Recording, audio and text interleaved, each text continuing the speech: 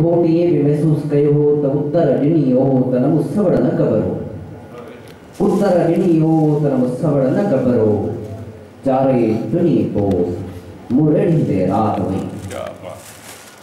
कई रात में ये गुज़ारियो है सियारे जो असर पे हुयो साईं मक़बूल जी तबीयत भी बेहतर न हुई है लाज़मी आहे जॾहिं बि मौसम पासो मटाईंदी आहे तॾहिं इंसान ते पंहिंजा असर त छॾींदी आहे खड़ खुड़को ॿियो थींदो आहे पर इश्क मोतियुनि जहिड़ा माण्हू मेड़े मुसीगारी महफ़िल आहे मोतियुनि जहिड़ा माण्हू मेड़े मुसीगारी महफ़िल आहे कल्ह बि हो पाण पतोड़ियो या तोहफ़ा हारनि जा तोहफ़ा सभ खां वॾो जेको तोहफ़ो हूंदो आहे कंहिंखे चुमी ॾियणु उन चुमियुनि जा तोहफ़ा इहा अव्हांजे इश्क जी निशानी आहे इन लाइ अव्हांजो थोराईंदो आहियां थोराईंदो आहियां सिंध जो उन महान कलाकार जो उन बाक़ी कलाकार जो जंहिंजे शफ़क़त जो हथ मुंहिंजे मथां आहे उनजे करे आउं मक़बूल आहियां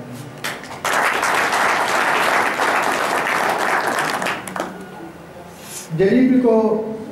प्यारो माण्हू ॿाहिरि निकिरे शख़्सियत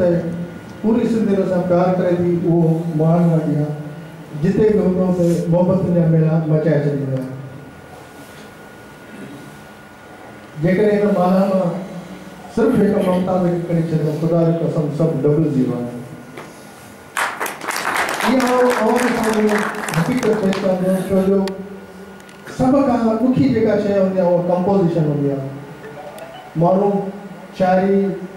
अॻिते पोइते करे कीअं बि करे ठाहे वेंदो आहे फनकार में पर जेकॾहिं हुनखे प्रॉपर धुन न मिलंदी सही राग जी ख़बर न पवंदी ॼाण न पवंदी त बाबा हीउ राग छा में लिखियलु आहे केसि ताईं ईंदी आहे त कंहिं डॿे में ठिकर भितर विझी उहो खड़काए छॾियो उहो थींदो मज़ो कोन ईंदो आहे ममता जहिड़े महान कलाकार कंपोज़िशन करे थो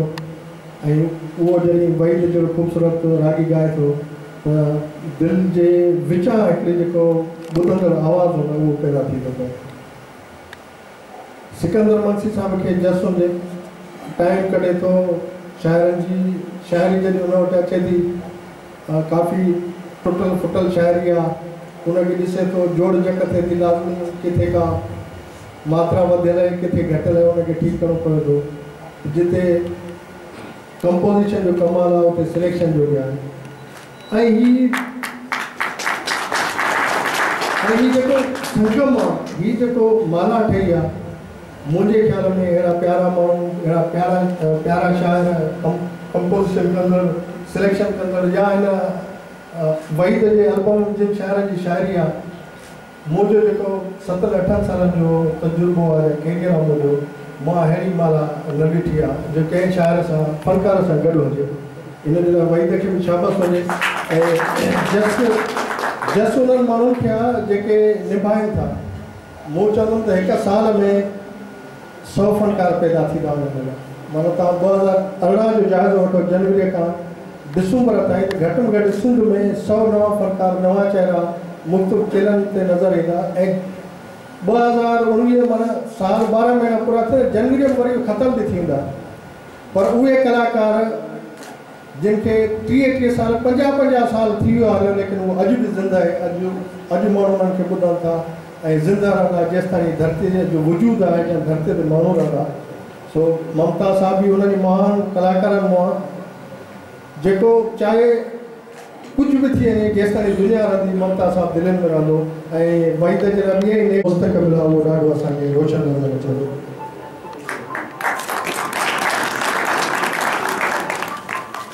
उस्ताद बुखारी जो हिकिड़ो नसीहत जो शेर आहे उहो ॿुधाए करे ऐं पंहिंजी जाइ वठंदुमि हलो हलो संभाले लताड़ जी न वञूं हलो हलो संभाले लताड़ जी न वञूं अची के मकार जे मुंहुं में चबार जी न वञूं अकेला थी सॾ न कयो लाड़ काछो उतर थर थी किरोड़े ज़ुल्मनि जे लोड़े में ॿार जी न वञूं उथो त तेज़ तता आफ़्ताब थी उथो अचो त किताब थी न अचो पनो पनो थी पार जी न वञूं अॼु असांजे धरती ते मुख़्तलिफ़ क़िस्मनि जा मसाइलनि में वकुड़ियल क़ौम ऐं धरती आहे सो आउं वधीक न ॻाल्हाईंदुमि हिन शहर में उस्ताद बुखारी सभु कुझु ॿुधाए छॾियो आहे अव्हांजी मोहबत जो हिकु दफ़ो वरी थोरा लख सां लख कुर्बत आई लव यू ऑल